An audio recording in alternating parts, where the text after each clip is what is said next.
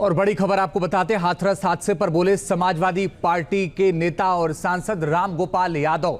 कहा ज्यादा भीड़ की वजह से हो जाते हैं हादसे। इस वक्त की बड़ी और अहम खबर आपको बता रहे हैं। हाथरस हादसे पर बोले समाजवादी पार्टी नेता रामगोपाल यादव। ज्यादा भीड़ की वजह से हो जाते हैं हादसे। भोले बाबा में आस्था की वजह से इकट्ठा हुई भारी भीड़।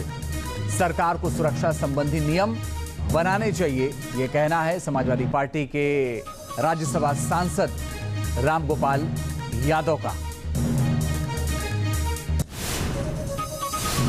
देखिए, हादसा तो हादसा ही होते हैं। सबरीमाला पे हो गया, हर जगह होता रहता है।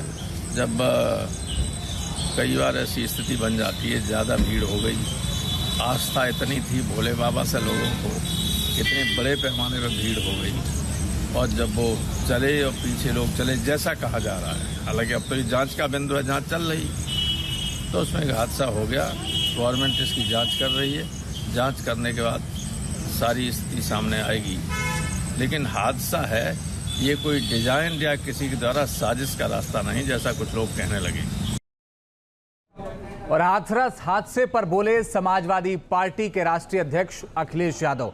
कहा हादसे की घटना से काफी दुख हुआ, दुख जताया अखिलेश यादव ने। और साथ ही यह भी कहा कि हादसे की जिम्मेदारी प्रशासन और सरकार की है, तो सरकार पर निशाना साधा। कहा उम्मीद है कि भविष्य में सरकार और प्रशासन ऐसे हादसों को लेकर के ध्यान रखेगा। दुखद यह है कि ऐसी घटना हुई है जिसमें बड़े पैमाने पर लोगों की जान गई है। ये पूरी तरीके से जिम्मेदारी प्रशासन और सरकार की रही। प्रशासन की जानकारी में या उनको जानकारी में ये आना चाहिए था, और पूरे उत्तर प्रदेश के लोग जानते हैं, जब कभी भी इस तरह के आयोजन होते हैं, जितने बुलाए जाते हैं उससे ज्यादा भी लोग पहुंचते हैं। बाबा नारायण हरि की तलाश की जा रही है। इस बीच बाबा का एक आश्रम ग्वालियर में भी मिला है। बताया गया कि बाबा करीब 4 महीने पहले ग्वालियर गया था, जहां सत्संग का आयोजन किया गया था। यहां से और ज्यादा जानकारी दे रहे हैं न्यूज नेशन संवाददाता विनोद शर्मा। ये देखिए, ये ग्वालियर का वो प्रमुख आश्रम है जहां कुछ महीने पहले नारायण हरि बाबा रुके थे, यहाँ विश्राम किया था। और मैं जिस जगह पे खड़ा हूँ, यहाँ तक किसी भी भक्त को आने की अनुमति नहीं थी, क्योंकि मैदान में जमावड़ा लगा हुआ था, बड़ी संख्या में श्रद्धालु थे। एक मंच ये जो दिखाई दे रहा है, इस मंच पर बाबा ने अपने भक्तों को संबोधित किया था, लेकिन भीड़ ज़्यादा होने की वजह से फिर वो कार्यक्रम ग्वालियर में ही दूसरी जगह पर आयोजित किया गया। जो जगह है, जो कॉलोनी है, उसके बारे में बताया गया कि पूरी जगह बाबा ने ही खरीदी थी, और ये तिघरा एरिया की जगह है, जो ग्वालियर शहर से लगा हुआ क्षेत्र है।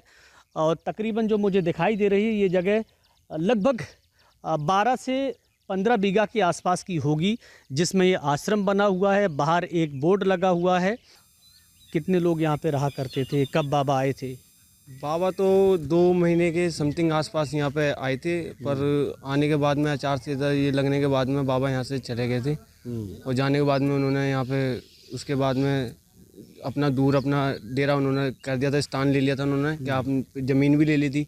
फिर बयाना वापसी हो गया, तो उसके बाद में यहाँ पे सब खत्म कर दिया था बाबा ने। अच्छा, तो यहाँ नारायण हरि जो बाबा हैं, एक बार हुआ था, फिर उसका तो वो बामे हुआ, फिर सारा में जगह उसने बजा दिया। कितनी भीड़ यहाँ पर होती होगी? यह तो कोई भीतर उड़न ही नहीं देते, 100-200 से आदमी उड़न देते बस। और बाहर कितनी भीड़ रहती थी? बाहर भीड़ तो बाद ना, एक सत्संग बामे लगो, बामे जरूर भीड़ जाना ही, उसमें कोई भीड़ नहीं थी। आखिरी बार कितने महीने हो गए होंगे जब से वो नहीं आए? आखिरी बार कम से कम मैं जानता हूँ 4 महीना गई, जब से नहीं आए। यानी कहा जा रहा है कि किराए से जगह ली थी।